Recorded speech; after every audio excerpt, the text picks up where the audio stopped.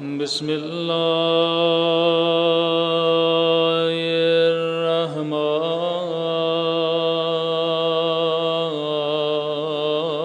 الرحمن الرحيم الحمد لله رب العالمين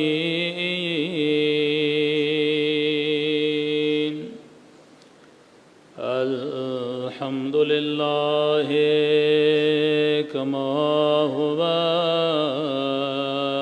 أهله الصلاة والسلام على سيد المرسلين وخاتم النبيين أبي القاسم محمد اللهم صل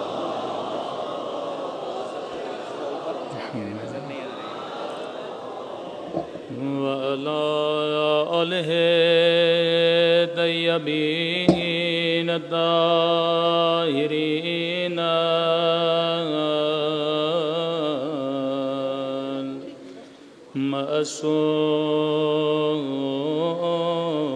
معصومین. سب مل کے مولا کے ظہور کی دعا. اللہم کل ولیک حجت ابن الحسن صلواتک علیہ وعلى آبائه في هذه الساعة وفي كل وليا وحافظا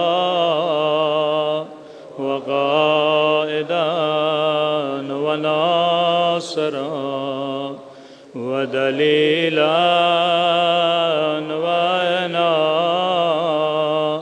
حتى تسكنه أرضك وتمتعه فيها طويلا برحمتك يا أرحم الراحمين. صلوات پڑھیں محمد.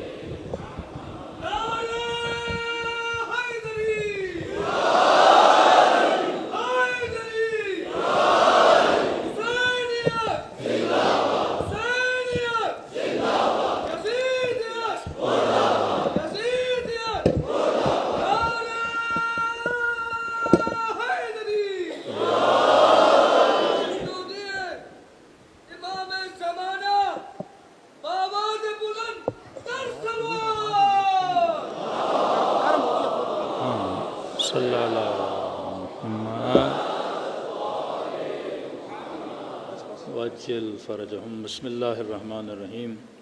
رب اشرح لی صدری ویسر لی امری واحلل عقدۃ من لسانی یفقهوا قولی. اما بعد فقد قال رسول اللہ صلی اللہ علیہ وآلہ وسلم ان الحسین مصباح الخدا وسفینۃ النجات. صلوات پڑھے محمد وآل محمد.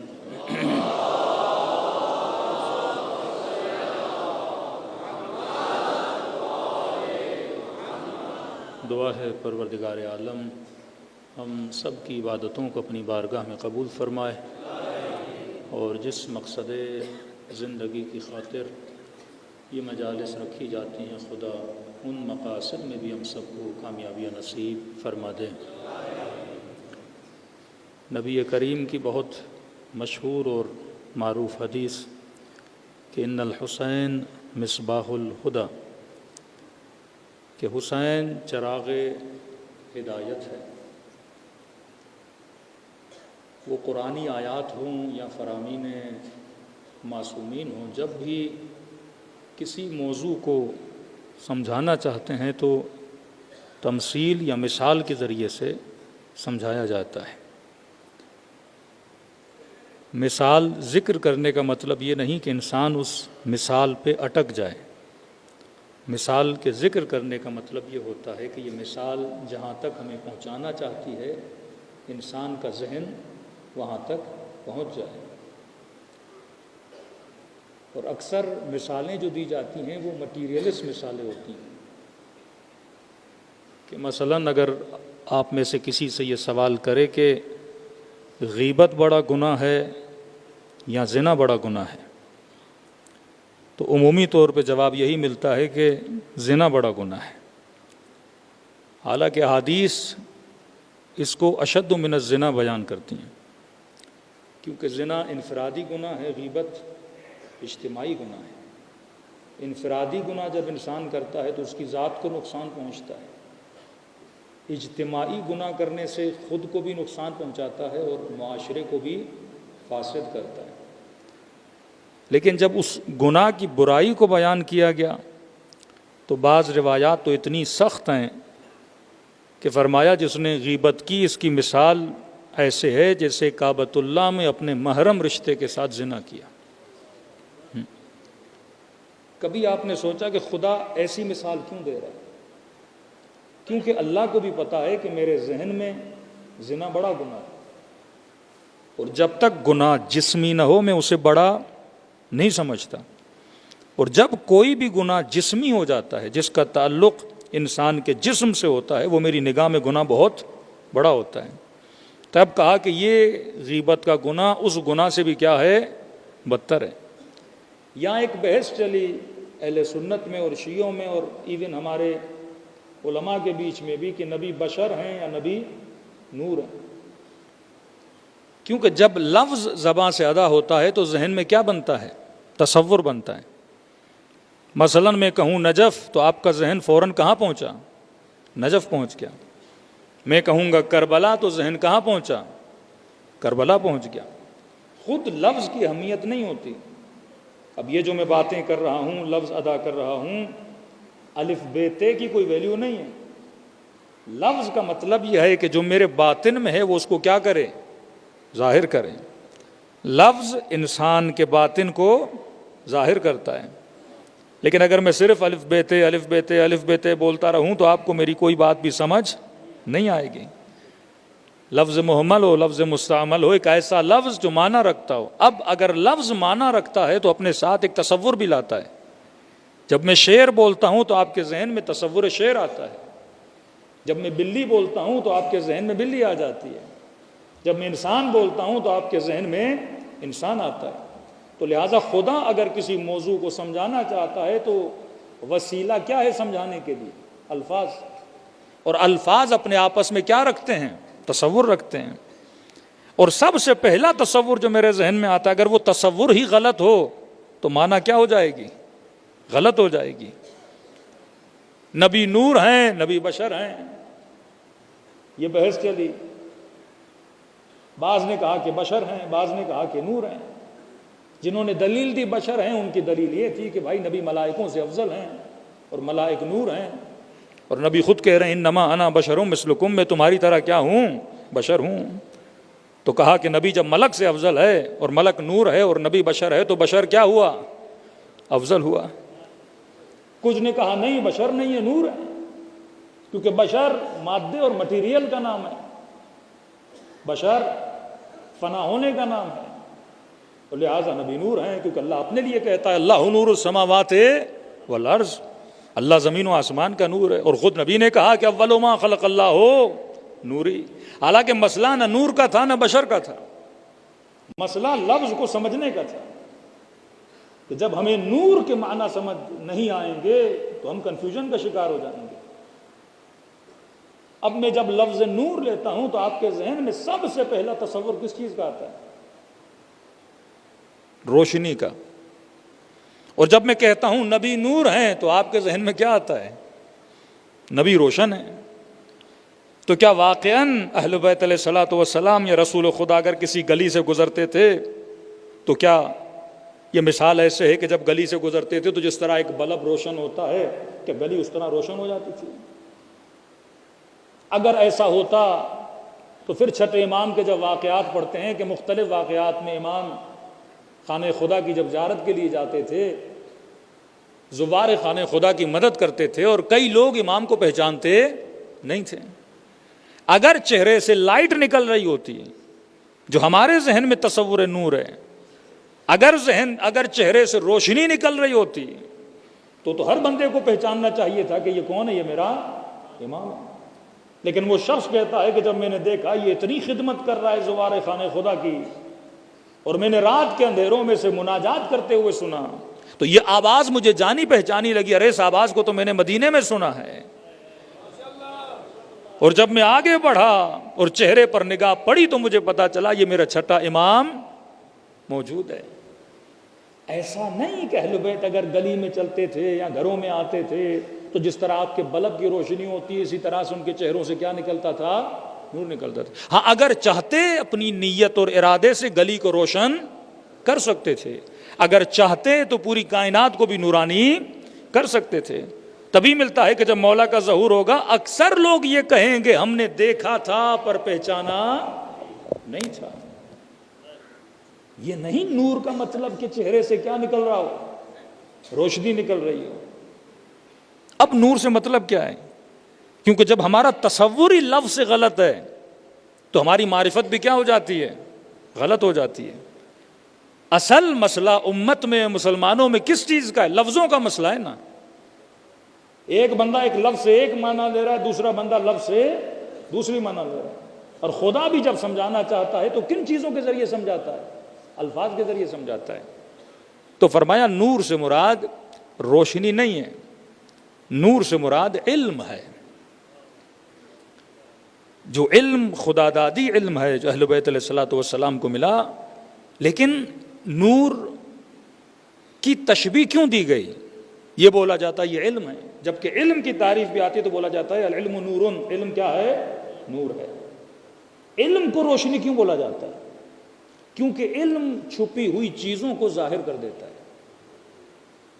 آپ ابھی امام بارگاہ میں بیٹھے ہیں، پچھلے کمرے میں کیا ہے کون ہے آپ کے پاس علم نہیں ہے، وہ چیز آپ سے کیا ہے؟ غائب ہے، چھپی ہوئی ہے۔ لیکن مثلا میں اس کمرے سے آیا ہوں، مجھے پتا ہے کہ وہاں پہ کیا ہے، تو وہ میرے لیے کیا ہے؟ ظاہر ہے۔ آپ کے لیے کیا ہے؟ غائب ہے۔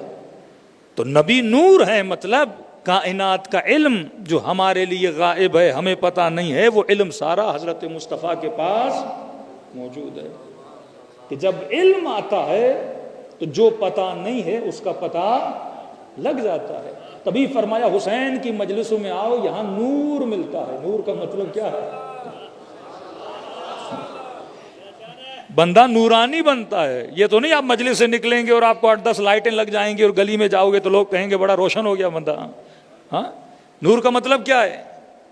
مطلب علم لیتے ہو، تمہارے ذہنوں کو ذکر حسین روشن کرتا ہے، تمہارے ذہنوں کو علم ملتا ہے، اور زندگی گزارنے میں انسان کو کیا ملتی ہیں؟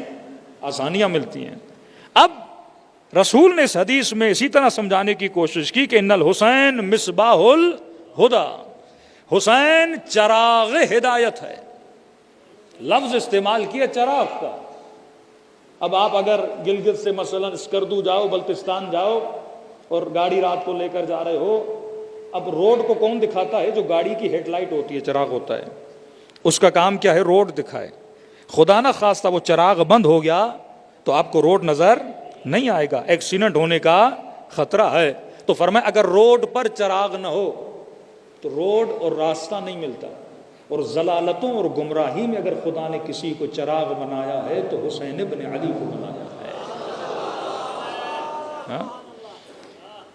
یہ چراغ گھروں کو دکھانے کے لیے نہیں ہے، یہ چراغ روڈوں کو دکھانے کے لیے نہیں ہے، یہ چراغ کس کو دکھانے کے لیے؟ راہ ہدایت کو دکھانے کے لیے۔ اب لفظ بدل کر امیر المومنین کے لیے بھی ایسا ہی ایک جملہ ہے کہ علی مع الحق والحق مع علی، علی حق کے ساتھ ہے، حق علی کے ساتھ ہے۔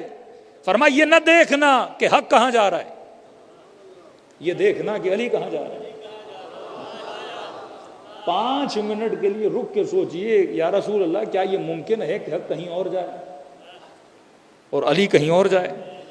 تو یہ کہنا کیوں پڑا کہ یہ مت دیکھنا کہ حق کہاں جا رہا ہے، یہ دیکھنا کہ علی کہاں جا رہے ہیں۔ اب کنفیوژن کب بنتا ہے؟ مثلا رسول خدا دنیا میں تھے، نبی کے ساتھ بڑے ساتھی ساتھ تھے، اب ظاہر ہے نبی بھی حق، نبی کا ساتھ دینے والے بھی حق۔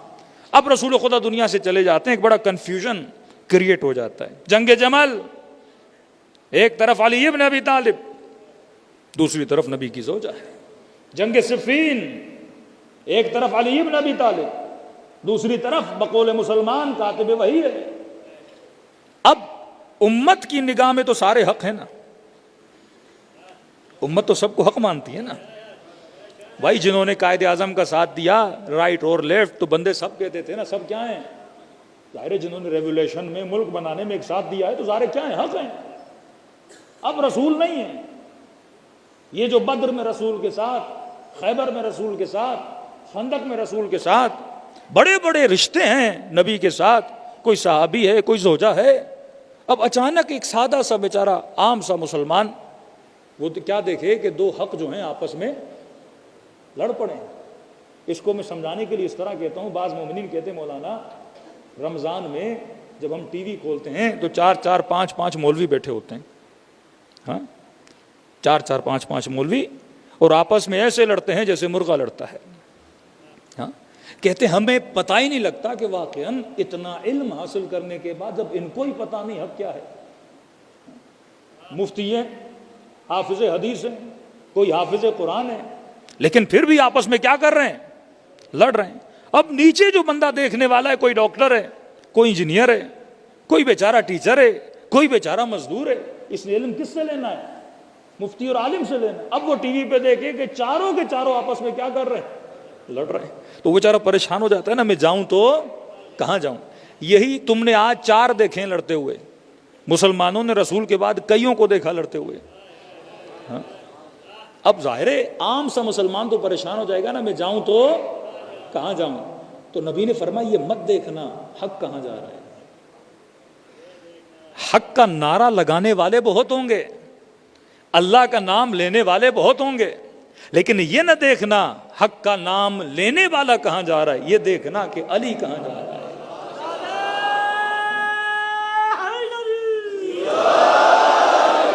جہاں جہاں علی جائے گا وہیں وہیں پر حق جائے گا۔ اب اس کو سمجھانے کے لیے ایک اور آسان آپ کو مثال دے دوں۔ دیکھیے آپ سارے لوگ ایک عالم کی عزت کرتے ہو، کیا یہ عزت میری ذاتی ہے یا میں نے عاریتن لی ہے؟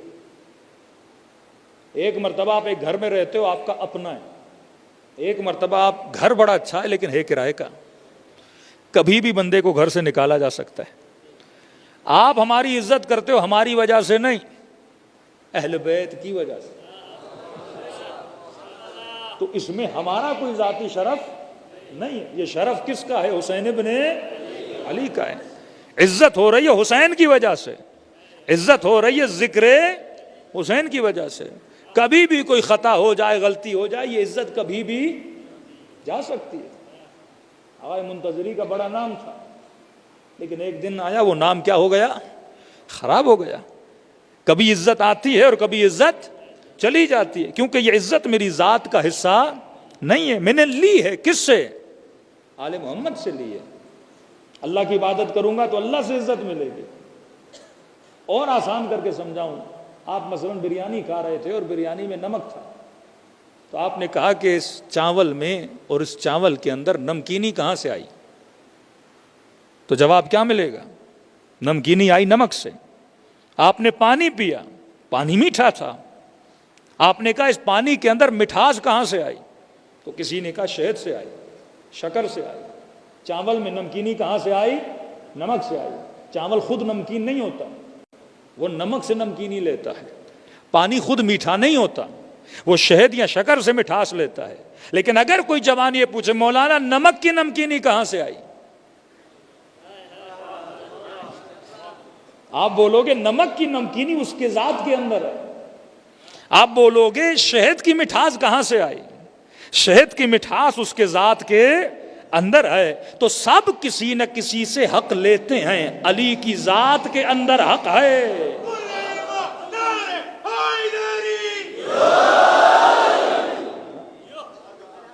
علم ان کی ذات کے اندر ہے. اگر کسی کے محتاج ہیں تو پروردگار عالم کے محتاج ہیں. تو فرمایا ان کا وجود حق ہے، یہ جہاں مڑیں گے وہیں پر حق چلا جائے گا. فرمایا ظلمتوں میں اور اندھیروں میں اگر تجھے پہچان نہ آئے کہ ہدایت کا راستہ کون سا ہے، تو یہ دیکھنا کہ حسین کہاں جا رہے ہیں. حسین کیا ہے؟ چراغ ہدایت ہے. اے اندھیروں میں اور ضلالتوں میں راستہ دکھانے والے امام کا نام ہے حسین. اور صرف چراغ ہدایت نہیں ہے، وہ سفینۃ النجات. اور حسین کیا ہے؟ کشتی نجات بھی ہے. اب یہ عجیب جملہ ہے. ایک مرتبہ آپ نے کہا کہ مولانا میں نے کربلا جانا ہے، بتائیے کربلا کیسے جایا جاتا ہے؟ میں نے آپ کو کربلا جانے کا راستہ بتایا کہ بندے خدا پاسپورٹ بنواؤ، ویزا لگواؤ، اگر بائی روڈ جانا ہے تو یہ راستہ ہے، اگر باہر جانا ہے تو یہ راستہ ہے. میں آپ کو راستہ بتا رہا ہوں، لے کر نہیں جا رہا. کہ حسین کے اندر دو خوبیاں ہیں، حسین راستہ دکھاتا بھی ہے اور جنت تک لے کر بھی جاتا ہے. فرمایا یہ کشتی نجات ہے، یہ صرف راستہ دکھاتا نہیں ہے، یہ نجات کی کشتی ہے. یہ تجھے سوار کر کے اور معاشروں کے بھنور سے نکال کر جنت تک پہنچاتا بھی ہے. اور یہ وہی کشتی ہے جس میں آج مجلس حسین میں آپ آ کر سوار ہو گئے ہیں. لیکن سوار یہ ہے کہ بندہ ہمیشہ سوار رہے، یہ نہیں کہ مجلس کے بعد کشتی سے اتر کے چلا جائے. اگر ہمیشہ اس کشتی میں سوار رہو گے تو تمہارا راستہ بالآخر کہاں تک پہنچے گا؟ جنت تک پہنچے گا. اور اس کی دلیل یہ ہے کہ حر جب اس کشتی میں سوار ہوا تو حسین نے کہا حر تو دنیا میں بھی حر ہے اور آخرت میں بھی حر ہے. صلوات پڑھے محمد و آل محمد.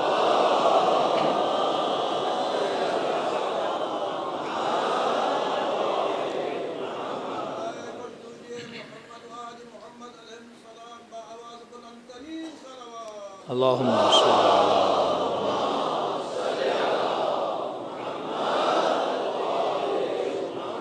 وعجل فرج. آواز اگر تھوڑی بڑھا دیں کیونکہ 3 دن میں پھر گلے کا ستیاناس ہو جائے گا اگر اس طرح رہا. صلوات پڑھے محمد و آل محمد پر.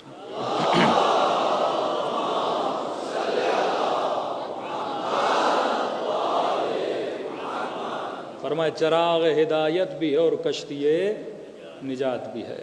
اب اکثر شیعیان حیدر کرار جب مجلس میں آتے ہیں تو ہم سے ایک سوال ہوتا ہے کہ تم کیا کرنے جا رہے ہو؟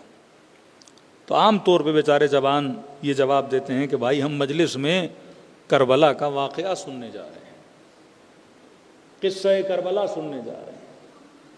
پھر آگے سے یہ جواب ملتا ہے کہ بھائی ایک قصے کو سننے کے لیے اتنا خرچہ، ایک قصے کو سننے کے لیے اتنا اہتمام کیا جائے کہ محرم آنے سے پہلے علم کا بننا، تابوتوں تازیوں کا بننا، خطبہ کو بلانا، ذاکروں کو بلانا، نظر نیاز، کروڑوں روپے شیعہ خرچ کرتے ہیں. تو کہتے ہیں یہ عقل کے خلاف ہے کہ آپ ایک قصہ اور کہانی سنانے کے لیے لوگوں کو بلاؤ اور کروڑوں روپے خرچ کرو. کیا بہتر نہ ہوتا یہ پیسہ غریبوں پہ لگتا، یہ پیسہ یتیموں پہ لگتا، یہ پیسہ ایجوکیشن پہ لگتا؟ قصہ سنانا ہی تھا.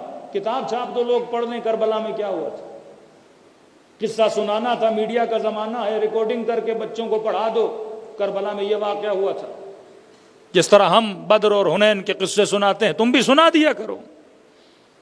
یہ عبث ہے کہ لوگوں کو فرش عزا پہ بلاؤ قصہ سنانے کے لیے، اور وہ بھی ریپیٹڈ قصہ سنانے کے لیے. کوئی 60 کا، کوئی 50 کا، کوئی 40 کا، سب نے سنا ہوا ہے. کربلا میں کیا ہوا تھا؟ کسی بھی شیعہ کو اٹھاؤ اور اسے پوچھو، امام حسین کی شہادت سنائے گا، علی اکبر کی شہادت سنائے گا، جناب علی اصغر کی شہادت سنائے گا. علماء فرماتے ہیں کبھی یہ نہ کہا کرو کہ کربلا قصہ ہے، کبھی یہ نہ کہا کرو کہ کربلا واقعہ ہے. ہم نسلوں کو یہاں پہ قصہ سنانے کے لیے نہیں بلاتے. کربلا ایک تہذیب کا نام ہے، کربلا ایک تحریک کا نام ہے، کربلا ایک ریولیشن کا نام ہے، کربلا ایک تمدن کا نام ہے. قصے سنانے کے لیے نہیں بلاتے. نہ ہی قرآن مجید میں پروردگار عالم تجھے قصے سنا رہا ہے. کبھی یوسف کا قصہ، کبھی نوح کا قصہ. جب یہ باتیں اگر قصہ سنانا ہوتا تو خدا بڑا ڈیٹیل میں بتاتا. آخر میں کہتا ہے وَاعْتَبِرُوا يَا أُولِي الْأَلْبَابِ، میں کہانیاں نہیں سنا رہا، میں تجھے تاریخ کے تجربوں کا بتا رہا ہوں تاکہ تو عبرت حاصل کرے. امیر المومنین فرماتے اللہ نے زندگی علی کو کم دی، لیکن علی نے گزشتہ امتوں کی زندگیوں کو پڑھ کے ان ساری امتوں کا تجربہ علی کے پاس موجود ہے. عقل مندے کی نشانی. کربلا تہذیب کا نام ہے. یہاں قصہ سنانے کے لیے نہیں بلاتے. بچوں کو بڑوں کو فرش عزا پہ بٹھا کر ہم مکتب اہل بیت کی تہذیب سکھاتے ہیں. ہم فکر حسین ان کے ذہنوں میں منتقل کرتے ہیں. ہم یہاں پر آ کر ادب عباس سکھاتے ہیں. ہم یہاں پہ آ کر عفت زینب بتاتے ہیں. ہم یہاں پہ آ کر شجاعت علی اکبر کا ذکر کرتے ہیں تاکہ ان جوانوں میں وہ کربلا کی تہذیب پیدا ہو جائے. تبھی آیت اللہ فلسفی کہتے ہیں جب ایران کے کچھ اہل سنت کے علاقوں میں گئے اور وہاں پہ دیکھا کہ بے راہ و روی بہت بڑھتی جا رہی ہے، بے دینی بہت بڑھتی جا رہی ہے، انہوں نے علماء اہل سنت کو جمع کیا اور امر بالمعروف پہ بڑی تاکید کی کہ کیا ہوا، مسجدوں میں رش کم ہے، حجاب کم ہوتا جا رہا ہے، معاشرے میں فسق بڑھتا جا رہا ہے. تو علماء امت تبلیغ کیوں نہیں کرتے؟ لوگوں کو راہ راست پہ کیوں نہیں بلاتے؟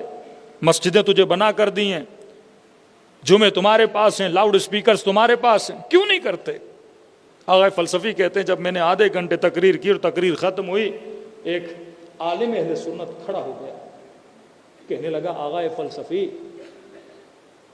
جو نعمت آپ کے پاس ہے وہ نعمت ہمارے پاس نہیں ہے. آغا فلسفی خدا کی قدر جانو، جو نعمت تمہارے پاس ہے وہ ہمارے پاس نہیں ہے. آغا فلسفی نے کہا کیا کہنا چاہتے ہو؟ کہ بڑی مشکل سے ہم لوگوں کو جمعے میں بلاتے ہیں، وہ بھی پیر سن لوگ آتے ہیں، خواتین ہمارے یہاں جمعے میں نہیں آتی، تھوڑی بہت تبلیغ کر لیتے ہیں، ڈیلی نماز میں اتنے لوگ نہیں آتے. کہ تم شکر خدا کرو کہ خدا نے تجھے حسین جیسی نعمت عطا کی ہے. کسی قوم کے پاس یہ نعمت نہیں ہے کہ ہر عمر کا بندہ فرش عزا پہ بیٹھا ہوتا ہے، جوان بھی ہے، بوڑھا بھی ہے، آفیسر بھی ہے، خواتین بھی ہیں، بچے بھی ہیں. فرمایا یہ تہذیب ہمارے پاس نہیں ہے. یہ نعمت خدا نے تم شیعوں کو دی ہے. ایک سیاسی پارٹی جلسہ بھی کرنا چاہے، 20 گاڑیاں، پیسوں کی لالچ، کھانے کی لالچ لوگوں کو دے کے بلاتی ہے. لیکن فرمایا تم شیعوں کے یہاں محرم کا چاند نظر آتا ہے، ہاں زیادہ اعلان کرنے کی ضرورت نہیں پڑتی، بس یہ بولا جاتا ہے کہ زہرا کے لال حسین کی مجلس ہے. کہ لوگ گھروں سے نکل کر جوک در جوک تمہاری امام بارگاہوں میں آتے ہیں. واللہ یہ نعمت ہمارے پاس نہیں ہے. تو جب نعمت بڑی ہے تو انسان کی ذمہ داری بھی کیا ہو جاتی ہے؟ بڑی ہو جاتی ہے. تو یہ مت کہنا کہ کربلا قصہ ہے. کربلا ایک تہذیب ہے، کربلا ایک اصول ہے، کربلا زندگی گزارنے کا طریقہ ہے. جب تک اس کربلا کو سمجھو گے نہیں تب تک انسان کی زندگی بدلتی نہیں ہے. اور کربلا کا ہر کیریکٹر اس کا کربلا میں ہونا ضروری تھا. واللہ اگر ہور کربلا میں نہ ہوتا تو کربلا کامل نہ ہوتی. کربلا میں اگر جون نہ ہوتا تو کربلا کامل نہ ہوتی. کربلا میں اگر وہب نہ ہوتا تو کربلا کامل نہ ہوتی. کربلا میں اگر زہیر نہ ہوتا تو کربلا کامل نہ ہوتی. یہ ہر کیریکٹر جو کربلا میں موجود ہے یہ انسان کی زندگی کو بدلنے کے لیے کافی ہے. 5 منٹ کے لیے تصور کریں اگر کربلا میں ہور نہ ہوتا تو عزادار مجلس حسین میں کس بخشش کی نیت لے کر آتا. یہ ہور کا کردار ہے کہ انسان کو امید ملتی ہے کہ حسین کی مجلس میں جاؤ. جب حسین ہور کو سینے سے لگا سکتے ہیں تو میرے گناہوں کو بھی بخش کے سینے سے لگا سکتے ہیں. کربلا میں مذہب کی تفریق نہیں ہے. کربلا میں وہب موجود ہے جو پہلے مسیحی تھا، حسین سے ملنے کے بعد شیعہ بنا. کربلا میں زہیر موجود ہے جو پہلے عثمانی تھا لیکن حسین کے ملنے کے بعد شیعہ علی ابن ابی طالب بنا، مکتب اہل بیت میں آ گیا. کربلا میں غلام موجود ہے، رنگ کا کالا بھی موجود ہے، رنگ کا سفید بھی موجود ہے، کربلا میں 6 مہینے کا بچہ بھی موجود ہے، کربلا میں 4 سالہ سکینہ بھی موجود ہے، کربلا میں جون اور سعید جتنا بوڑھا بھی موجود ہے۔ یہ وہ مقام کربلا ہے جو انسان کو تہذیب سکھاتا ہے، زندگی کرنے کا سلیقہ سکھاتا ہے۔ اب صرف خود کو کربلائی بولنے سے کوئی کربلائی نہیں بنتا، ایک مرتبہ زمین کربلا سے ہو کر آتے ہو، نسبت زمین سے ہوتی ہے، خود کو کربلائی کہلاتے ہو، لیکن حقیقت میں کربلائی وہ ہے جو اپنی زندگی میں اصول کربلا کو پیدا کرنا شروع کر دے۔ اگر کربلائی اصول میری زندگی میں آ جائے تو میری دنیا بھی بدل جائے، میری آخرت بھی بدل جائے۔ صلوات پڑھے محمد و آل محمد۔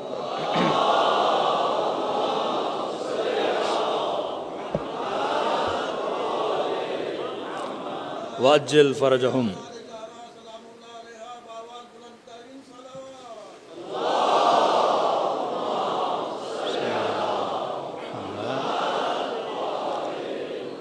آئیے آج ایک اصل کربلا کی زندگی کا ذکر کریں اور دیکھیں کہ واقعاً ہمارے وجود میں یہ اصل کتنا پایا جاتا ہے۔ اصول کربلا اگر ہماری زندگی میں نہیں تو میرے عزیز زندگی کربلا ہی نہیں۔ 3 دن میں جتنا بیان کر سکے بیان کریں گے۔ ایک سب سے بارز ترین اصل، یعنی جو سب سے زیادہ نظر آتا ہے کربلا میں امام حسین کی زندگی میں اور اولاد امام حسین کی زندگی میں، وہ اصل کون سا ہے؟ کربلا میں ایک چیز نظر آتی ہے اور اس کا نام ہے خوف پروردگار عالم۔ کربلا میں خوف پروردگار عالم نظر آتا ہے۔ سیدہ زینب کو دیکھیں، خدا کا خوف نظر آتا ہے۔ امام حسین کو دیکھیں، خدا کا خوف نظر آتا ہے۔ حور کا پلٹنا دیکھیں، خدا کا خوف نظر آتا ہے۔ اب معصوم فرماتے ہیں صرف یہ کہنا کہ میرے دل میں خوف خدا ہے یہ کافی نہیں ہے۔ آج ہر مسلمان بولے میں بہت اچھا مسلمان، ہم بولے ہم بہت اچھے شیعہ ہیں، یہ مومن بولے کہ میرے دل میں تقوی پروردگار عالم بہت زیادہ ہے، کہنے سے کچھ نہیں ہوتا۔ میرے معصوم فرماتے ہیں جب تک تیرے اندر یہ نشانیاں نظر نہ آئیں تب تک نہ سمجھنا کہ تیرے اندر خوف پروردگار عالم۔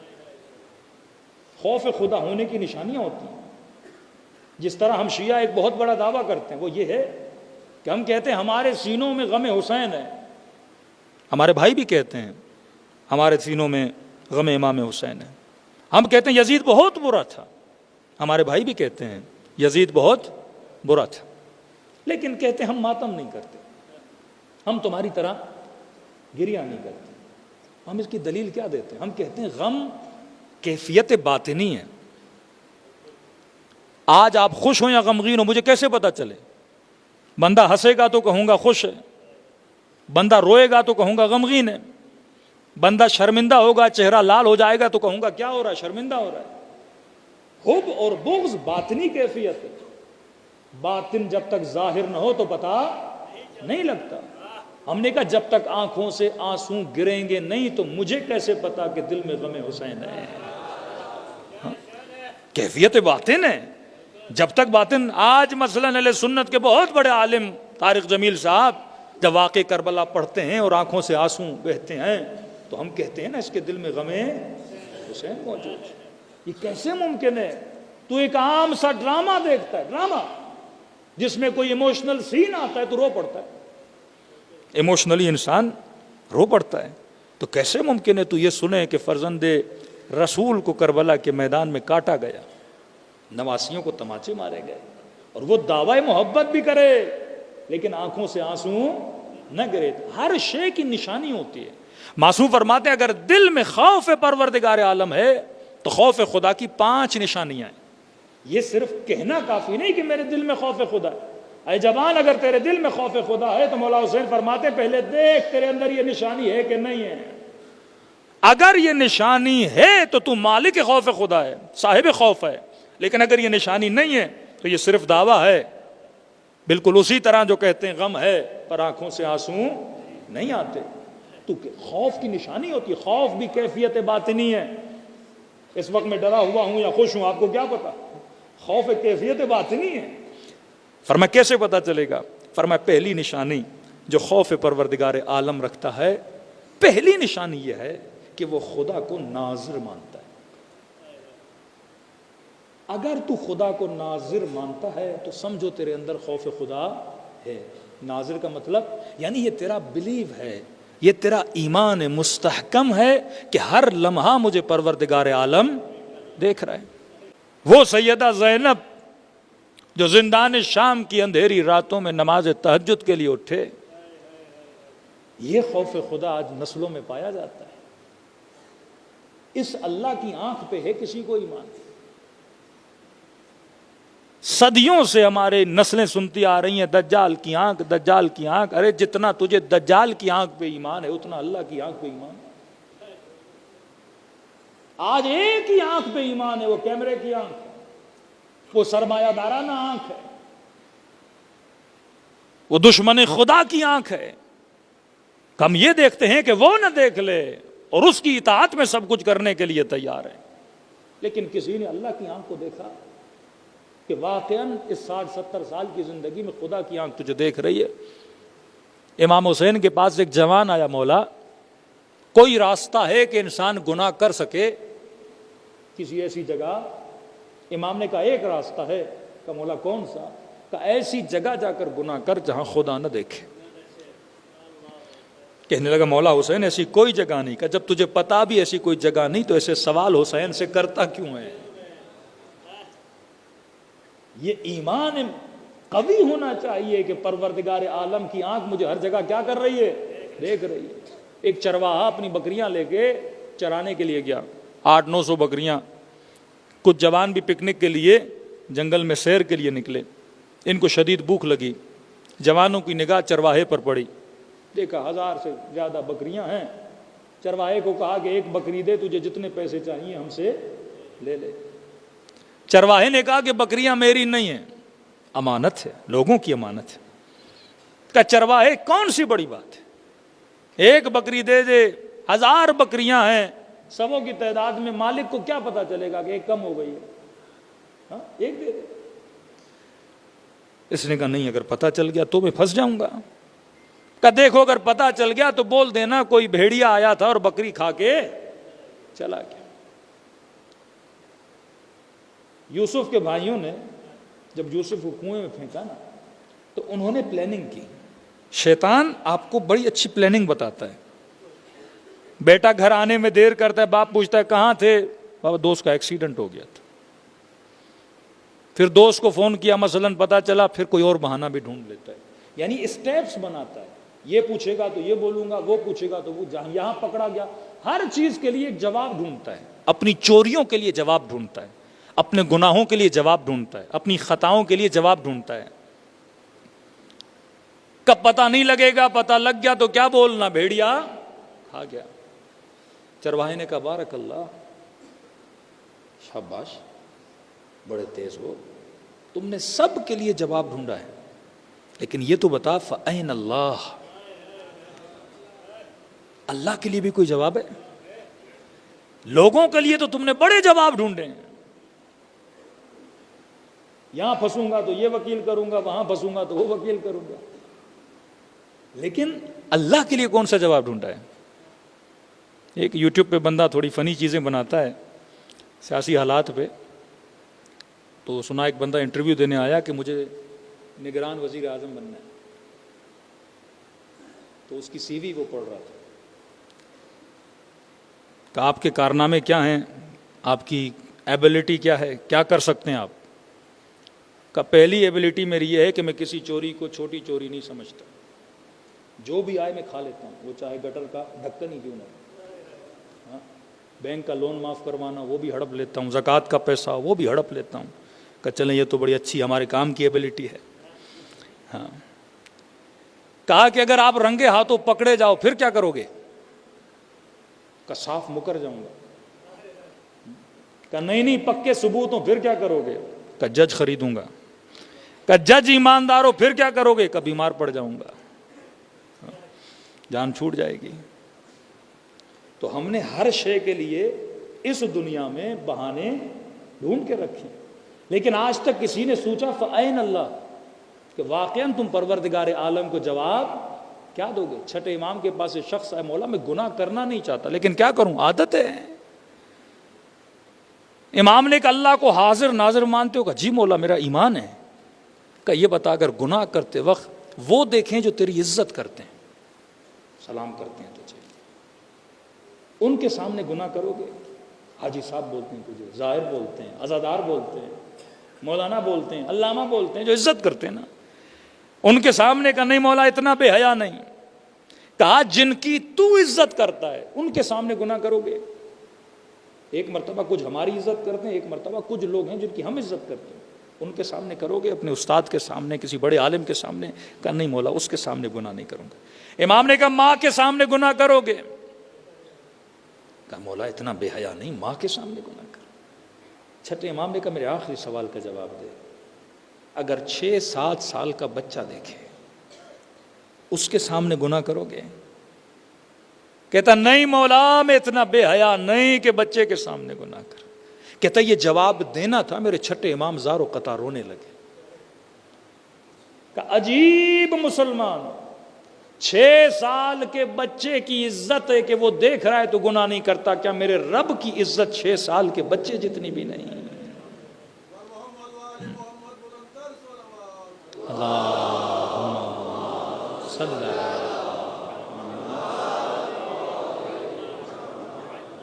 یہاں تیرا ایمان ہے خدا دیکھ رہا ہے، یہاں تیرا ایمان نہیں ہے۔ اگر تیرا ایمان ہے اللہ کی آنکھ کو ناظر مانتا ہے تو بندے کے وجود میں کیا ہونا چاہیے؟ خوف پروردگار عالم ہونا چاہیے۔ اب کبھی کبھی یہ ہوتا ہے بندہ با تقویٰ ہوتا ہے لیکن انجانے میں اس سے غلطی ہوتی ہے، تو علماء فرماتے ہیں ایسے بندوں کو خدا خواب کے عالم میں بیدار کرتا ہے تاکہ اسے اپنی غلطی کا احساس ہو اور اپنی غلطی کو کیا کرے؟ صحیح کرے۔ ایک بہت بڑا تاجر تھا، بیواؤں کی مدد کرتا تھا، یتیموں کی مدد کرتا، بچیوں کی شادیاں کرواتا، لوگوں کے گھروں میں راشن بیچتا، یعنی پورے اہل علاقہ میں مشہور تھا کہ اس سے بڑا کوئی خیر نہیں ہے۔ ایک دن یہ رات کو سو گیا، خواب کے عالم میں اس نے دیکھا کہ یہ مر گیا ہے اور اس کا حساب و کتاب ہو رہا ہے۔ ملائکہ اس کا سارا چیک کر رہے ہیں، تم نے یہ اچھائی کی، تم نے یہ اچھائی کی، کہ سب کچھ چیک ہو کے مجھے کیا بولا؟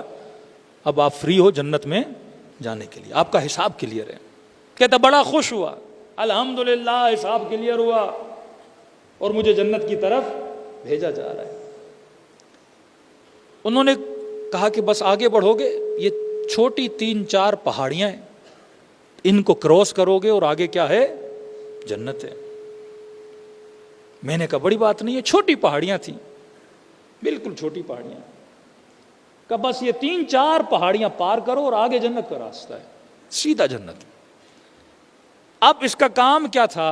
یہ تاجر تھا، کیا بیچتا تھا؟ چنے، بڑی مقدار میں، ہول سیل کا اس کا بزنس تھا، مارکیٹ میں چنے بیچتا تھا۔ اب کہتا ہے جب پہاڑی کے قریب پہنچا تو میں نے کیا دیکھا؟ یہ پہاڑیاں مٹی کی نہیں ہیں، چنوں کی ہیں۔ مٹی کی پہاڑی ہو تو بندہ چڑھے اور پہاڑی کو کراس کر کے آگے بڑھ جائے، اب چنے کی پہاڑی کا مطلب یہ پاؤں رکھتا پاؤں اندر چلا جاتا۔ کہتا ہے کوشش کرتا رہا، اب چنے پہ کیا چڑھے بندہ؟ ہاں ایک چاول کا پہاڑ ہو، چنے کا پہاڑ ہو تو بندے کا پاؤں ہی اندر چلا جائے، کوئی محکم چیز ہو کہ بندہ اوپر بھی چڑھ پائے نا۔ کہتا بڑی کوشش کی، پہاڑی پہ چڑھائی نہیں، اور اسی کوشش کرتے کرتے نیند سے اٹھ پڑا۔ 5 منٹ کے لیے سوچا یہ کیا خواب تھا؟ حساب کلیئر ہے، جنت تیرے سامنے ہے، لیکن جانے کے لیے پہاڑیوں کو پار کرنا پڑتا ہے، اور پہاڑیاں چنے کی اور میرا بزنس کون سا ہے؟ چنے کا ہے۔ پریشان ہوا، مارکیٹ میں آیا، کتاب اٹھائی، حساب و کتاب کیا، کہیں کسی کا قرضہ، کہیں کسی کے پیسے تو نہیں ہے میں نے دینے، بڑا حساب کیا، کوئی چیز نظر نہیں آئی۔ شاگرد کو بلایا، میں نے کہا صحیح بتا، تم نے خرید و فروش میں، بیچنے میں کوئی کم و بیشی تو نہیں کی؟ کہا نہیں استاد جی ہر چیز صحیح بک رہی ہے، یہ لکھا ہوا اتنا بیچا۔ کہا نہیں صحیح بتاؤ، کہیں 1 گرام 2 گرام بیچنے میں تو کمی بیشی نہیں کی ہے؟ کہتے ہاں استاد جی ایک کام ہم کرتے ہیں۔ کہا کیا کرتے ہیں؟ کہا بیچتے وقت ہم چنوں کو پانی لگاتے ہیں، زیادہ نہیں، 100 گرام وزن بڑھ جاتا ہے، یعنی 1 کلو بیچنا ہو تو 100 گرام پانی ہوتا ہے، 900 گرام چنے ہوتے ہیں۔ اس نے کہا بدبخت یہ کام کیوں کرتے ہو؟ مجھے نہیں بتایا۔ وہ کہا کا مرسوم ہے پورے بازار میں. ہم نہیں کرتے. بازار کا ہر چنے بیچنے والا کیا کرتا ہے؟ پانی لگاتا ہے. کہ تم نے ان سب کے ساتھ قیامت میں اٹھنا ہے یا علی بن ابی طالب کے ساتھ اٹھنا ہے؟ تمہارا امام کون ہے؟ عوام تمہارے امام ہے یا علی بن ابی طالب؟ یہ زمانہ تیرا امام ہے یا حجت خدا تیرا امام ہے؟ کہ اب جتنوں کو بیچا ہے وہ سارا پیسہ اس نے نکالا اور رد مظالم کی نیت کر کے اس نے راہ خدا میں دیا. یہ مت سمجھو اللہ کی دربار میں حساب و کتاب نہیں ہے. اللہم صلی علی محمد مثقال ذرۃ خیرا یرہ مثقال ذرۃ شرا یرہ. ذرے ذرے کا خدا حساب لیتا ہے. حقوق الناس اگر انسان کے گلے پر ہیں، کربلا کا میدان ہے. وہ لوگ جو امام حسین کی مدد کرنے آئے، امام نے فرمایا اگر کسی کے سر پر کسی کا دین ہے تو پہلے جا کے ادا کرے، پھر حسین کی مدد کرے. کسی کا قرضہ کسی کے سر پر ہے، کسی کے پیسے کسی کے سر پر ہے، پہلے جا کے ادا کر، پھر حسین کی مدد کر. کسی نے کہا مولا حسین ایسا نہ ہو میں جاؤں اور آتے آتے دیر ہو جائے. امام نے فرمایا اگر یہ مسئلہ ہے تو جلدی جا کسی کو اپنا وکیل بنا کے واپس آ، کہ تیرے مرنے کے بعد بھی کیا کرے؟ تیرا قرضہ ادا کرے. جو چیزیں آپ کے سر پر ہیں، خوف خدا اگر ہو تو بندہ اپنے جیتے جی مسائل کو حل کر کے چلا جائے. ایران میں ایک بندہ مر گیا، اس نے وصیت لکھی کہ میری اتنی نمازیں قضا ہیں، اتنے پیسے قضا نمازوں کے لیے، اتنے پیسے قضا روزوں کے لیے، اتنا قرضہ فلاں کے لیے ہے، یہ پیسے دیے جائیں. مولانا کہتے ہیں جب ہم وصیت پہ عمل کرنے کے لیے آئے، بیٹوں کو کہا کہ یہ باپ نے پیسہ بولا تھا نمازوں کے لیے روزوں کے لیے، انہوں نے کہا جب اس نے نہیں پڑھی ہم کیوں پڑھائیں. تو کبھی اولاد پہ بھی بھروسہ یہ نہیں ہونا چاہیے. اپنی زندگی میں بندہ نکال کے ادا کر دے، کیونکہ جب تک تو زندہ ہے یہ اختیار کس کے پاس ہے؟ تیرے پاس ہے، پروردگار عالم نے دیا ہے. 2 جوان آئے نا رسول خدا کے پاس، اور ان کے پاس گودام تھا پورا کھجوروں کا، اور انہوں نے سارا گودام اپنے والد کے ایصال و ثواب کے لیے اللہ کی راہ میں دے دیا. رسول جب اس گودام میں آئے تو زمین پر 1-2 کھجوریں پڑی تھیں. نبی نے وہ کھجوریں اٹھائیں، کہا اگر اپنی زندگی میں یہ 2 کھجوریں اپنے ہاتھ سے دیتا تو اس کا ثواب جو کچھ تم نے دیا ہے اس سے زیادہ ہوتا. جو آپ خود کرتے ہو اس کا ثواب بہت زیادہ ہوتا ہے. تو انسان اپنے وجود میں خوف خدا بنائے. حر اگر حر بنا اسی خوف خدا کی وجہ سے. یہ صفت اگر انسان کے وجود میں نہ ہو نا، خوف الہی کی صفت. اب یہ میں نے پڑھا نہیں ہے لیکن ایک عالم سے یہ واقعہ سنا کہ کربلا میں امام حسین ہم نے کیا کہا؟ چراغ ہدایت. ہدایت مولا کی ذات میں. اب یہ نہیں کہ سامنے والا کون ہے، ان کا کام ہی کیا ہے؟ ہدایت دینا. کہتے ہیں شمر جب مولا کے سینے پہ سوار تھا اس وقت بھی مولا کی کوشش تھی کہ شمر کو اپنی طرف کیا کریں؟ متوجہ کریں کہ شمر دیکھ تو کس کے سینے پہ سوار ہے، اس چہرے کو غور سے دیکھ، یہ کس کا چہرہ ہے. کہ مجھے نہیں جانتا میں کون ہوں، میں تیری نبی کی بیٹی کا بیٹا حسین. تو اس وقت بھی اس نے کہا کہ حسین جانتا ہوں کون ہوں. کہ شمر تیرا مقصد کیا ہے؟ کہ مقصد آپ کا قتل ہے. امام نے فرمایا میرے بدن کو دیکھ اتنے زخم آئے، اگر تو تھوڑی دیر کے لیے کھڑا ہو جائے خون بہے گا اور خود بخود میری روح پرواز کر کے نکل جائے گی. قتل ہی تیرا مقصد ہے. حسین ویسے ہی دنیا سے چلے جائیں گے، لیکن اپنے ہاتھوں کو حجت خدا کے قتل سے رنگین نہ کر، کیونکہ ہر خطا کی معافی ہے پر قتل حسین کی معافی نہیں ہے. یہ گناہ بہت بڑا ہے. پھر بھی باز نہ آیا. کہتے ہیں جب اس نے خنجر چلایا تو وہ خنجر امام حسین کا گلا کاٹ نہیں رہا تھا. کہنے لگا حسین یہ گلا کیوں نہیں کٹ رہا؟ کہ یہ وہ جگہ ہے جہاں پہ میرے نانا بوسہ دیا کرتے. یہ وہ جگہ ہے جہاں میری اماں زہرا بوسہ دیا کرتی تھی. میں نے پڑھا نہیں، یہ میں نے سنا ہے، لیکن یہ بات دل کو چھوئی تب جب میں نے یہ جملہ امام زمانہ سے سنا کہ میرا سلام ہو کربلا کے اس شہید پہ جس کی گردن کو پیچھے سے کاٹا گیا، آخر تک کوشش کر رہے تھے کیونکہ چراغ ہدایت. جب حر مولا کی خدمت میں آیا، آنکھوں پہ پٹی ہاتھوں میں رسی، امام نے فرمایا حر آنکھوں پہ پٹی کیوں باندھی ہے؟ کہ مولا اے کاش اندھا ہو جاتا پر مولا کی آنکھوں میں آنکھیں ڈال کے نہ دیکھتا. اور ہاتھوں میں رسی کیوں باندھی ہے؟ فرمائے کاش مولا ہاتھ کٹ جاتے پر آپ کی لجا میں فرس میں ہاتھ نہ ڈالتا. حسین کہتے آجا میرے سینے سے لگ جا، نہیں کہا بھیا حر حسین کے سینے سے لگ جا. جب کوئی معافی مانگ کر ان کے در پہ آتا ہے، یہ قریبی ترین رشتے میں اس کو پکار کے اپنے سینے سے لگاتے ہیں. اب خوف اتنا حر کے وجود میں کہ امام نے کہا بھیا حر میرے سینے سے لگ جا، بشارت دی حر تجھے جنت مبارک ہو. لیکن تاریخ لکھتی ہے حر روتا رہا. کہ مولا آپ نے معاف کیا؟ کہا حسین معاف کیا. کہ مولا اگر اجازت ہو میں زہرا کی بیٹیوں سے معافی مانگ لوں. کہ اور اس پورے گھرانے کا اخلاق ہے کہ اگر میں نے معاف کیا تو سمجھو میری بہنوں نے معاف کیا. کہ مولا سکون نہیں مل رہا، اجازت دے میں خود معافی مانگوں. جب امام نے پوچھا حر اتنا اصرار کیوں کر رہا ہے؟ کہتا ہے مولا جب آپ کا راستہ روکا تھا نا، مجھے کچھ اماریوں سے کچھ بیبیوں کے رونے کی آواز آ رہی.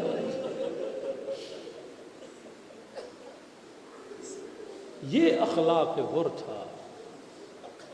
یہی اخلاق لے کر اگر مجلس میں آؤ گے تو اس طرح اہل بیت مومنوں کو اپنے سینے سے لگاتے ہیں. کل انشاءاللہ جوانوں کا واقعہ بھی نقل کروں گا کہ کس قدر ثواب ہے مجلس امام حسین میں آنا. چھوٹے سے چھوٹا کام بھی امام اپنی ڈائری میں لکھتے ہیں جو مومن عزاء حسین کے لیے انجام دیتا ہے. بندہ اگر عاشق ہو تو اپنے معشوق کی زیارت کے لیے تڑپتا ہے. عشق ہو پر تقاضے دیدار نہ ہو، یہ عشق ایسا. کسی مومن نے دیکھا، بوڑھا تھا، کہ لوگ بسوں میں سوار ہو کے کربلا کی طرف جا رہے ہیں. اس کی آنکھوں میں آنسو بھر آئے. دوڑا دوڑا گھر گیا، مصلی پہ بیٹھا، رو کے کہنے لگا مولا حسین کیا تیری زیارت صرف امیروں کے لیے ہے؟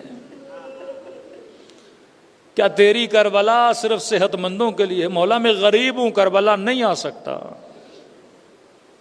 کیا کہیں گے ملائک، اے بدبخت قبر میں حسین کی ایک زیارت کا ثواب لے کر نہیں آئے. مولا آپ تو کریم ہے. کریم کا مطلب جو کسی کو کسی نعمت سے محروم نہ کرے. بوڑھا کہتا ہے رو رو کے مجھے نیند آ گئی، خواب کے عالم میں حسین کی زیارت نصیب ہوئی. فرمائیے مت کہنا کہ ہم کریم نہیں ہیں. وہ میری زری کی زیارت کے لیے گئے ہیں، حسین اپنے چہرے کی زیارت کرانے تیرے خواب میں آیا ہے. کہ سن میرے زائر، زندگی میں ایک بار بھی اگر آ سکتا ہے میری کربلا ضرور آنا. کیونکہ مرنے کے بعد جب اس کے ثواب کو دیکھو گے نا تو بڑا پچھتاؤ گے کہ کاش اپنا پیسہ میں حسین کی زیارت پہ لگا تھا. لیکن اگر نہیں آ سکتے تو ہم کریم ہیں. جب قم کے عالم نے امام زمانہ سے شکوہ کیا نا کہ مولا آپ کریم ہیں، کریم کا مطلب نعمت سے محروم نہ کرے. مولا ہم ہر معصوم کی قبر کی زیارت کر رہے، ہم شیعوں نے کیا بگاڑا کہ سیدہ فاطمہ کی قبر کی زیارت کا ثواب نہیں لے پا رہے ہیں. امام کی زیارت ہوئی. امام نے کہا قبر چھپانا مصلحت تھی، لیکن یہ مت کہو کہ ہم نے زیارت سے محروم رکھا ہے. ہم کریم ہیں. جس نے فاطمہ کی قبر کی زیارت کا ثواب لینا ہے وہ قم میں معصومہ کی زیارت کر لے. امام حسین نے فرمایا ہم کریم ہیں. فرمایا اگر نہیں آ سکتا کربلا تو فرمایا خلوص دل سے مجھ حسین کو سلام کیا کرو. مولا ایک سلام کروں گا ثواب زیارت مل جائے گا. فرمایا جب سلام کرو اور نہ چاہتے ہوئے اگر آنکھوں میں آنسو آ جائیں، ایک مرتبہ آدمی چاہ کر روتا ہے، ایک مرتبہ پتہ نہیں لگتا، خود بخود آنسو آنکھوں سے جاری ہوتے ہیں۔ فرمایا اگر یہ کیفیت تیرے اوپر آئے تو یہ مت سمجھنا یہ تیرے آنسو ہیں، حسین نے تجھے تیرے سلام کا جواب دیا ہے۔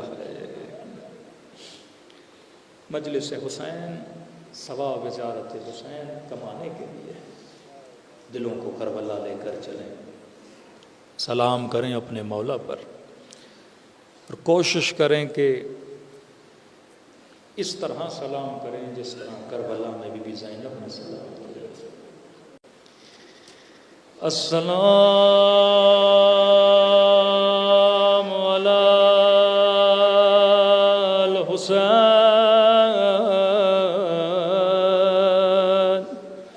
وعلی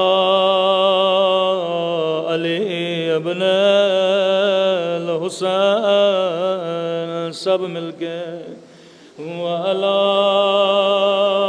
اولاد الحسین وعلی اصحاب، آواز بڑھا دیں بار دیگر، السلام علی الحسین وعلی علی ابن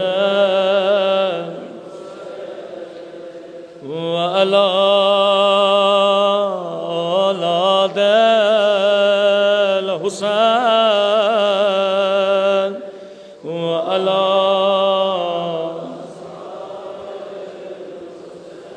بلند آواز سے السلام علی وعلی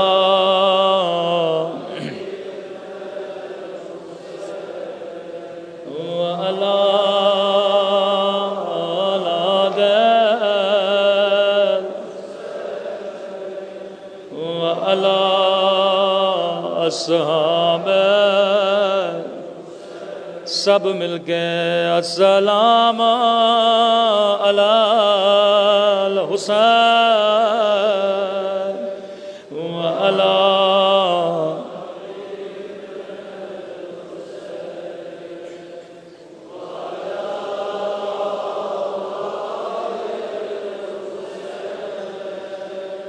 وعلی اصحاب،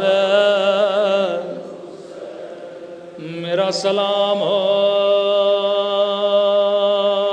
زینب کی لٹی ہوئی چادر پہ،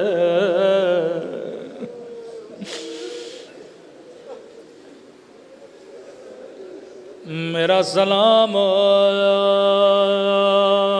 رباب کی اجڑی ہوئی گودی پہ،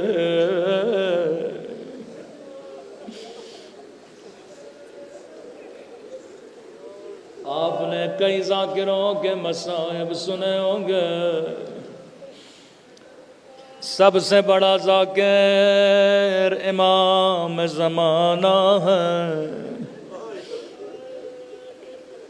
جب کبھی دل کرے رونے کا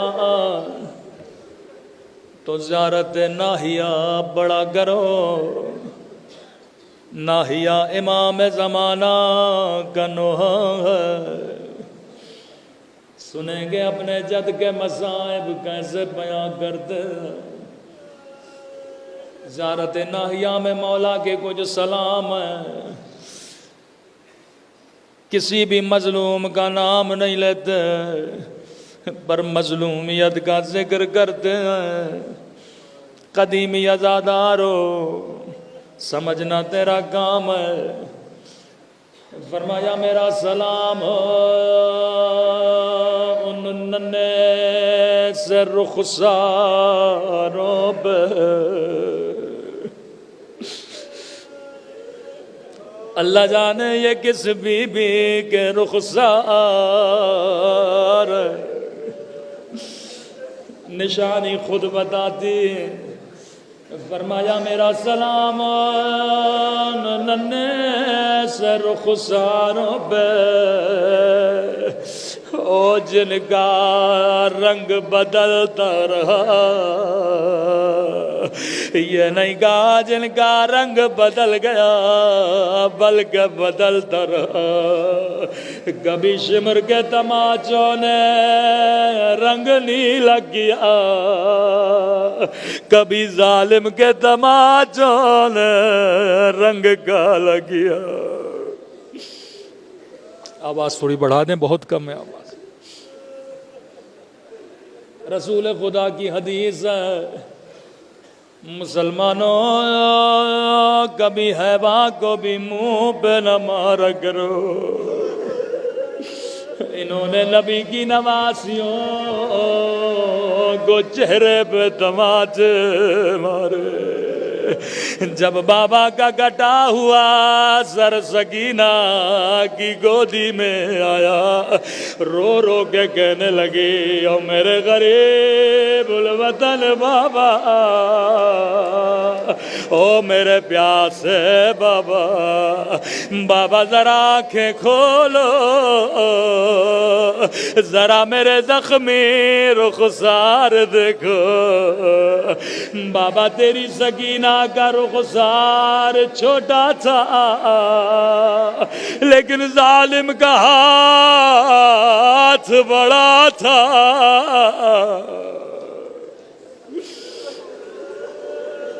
میں قربان ننھی سی بچی کی مظلومیت پہ، فرمایا میرا سلام ان ننھے سے رخساروں پہ جن کا رنگ بدلتا رہا۔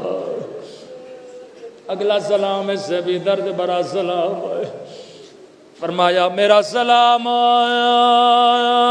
ان زخمی کلائیوں پہ جنہیں رسیوں سے باندھا گیا تھا۔ اللہ جانے یہ کس بیوی کی کلائیاں ہے۔ کسی عالم نے کہا یہ زینب کے بندے ہاتھ ہے۔ میں نے کہا کربلا میں بی بی زینب پہ بڑے بڑے مصائب آئے، بی بی نے تازیانے کھائے، نو کے نیزہ سے ظالم نے سیدہ کو کئی مرتبہ مارا، لیکن امام زمانہ نے وہ مصیبت یاد نہیں کی بلکہ سیدہ کے بندھے ہوئے ہاتھوں کو یاد کیا۔ اللہ جانے یہ کیسی مصیبت تھی۔ جب میں نے یہ روایت پڑھی بات سمجھ میں آ گئی۔ راوی کہتا ہے 11 محرم کو او زینب اونٹ سے آئے سے گری جیسے عباس گرے تھے۔ شاید کوئی جوان کہے مولانا یہ آپ نے کیا پڑھا؟ ارے زینب کے تو بازو سلامت تھے، عباس کے بازو سلامت نہیں تھے۔ میں نے کہا جواب میں نہیں دوں گا۔ امام زمانہ فرماتے ہیں میرا سلام ہو میری ان پھپھیوں پہ اور جن کے بازو ان کی گردن سے بندھے تھے۔ او زینب ایسے گری جیسے عباس گرے تھے۔ الا لعنت اللہ علی القوم الظالمین۔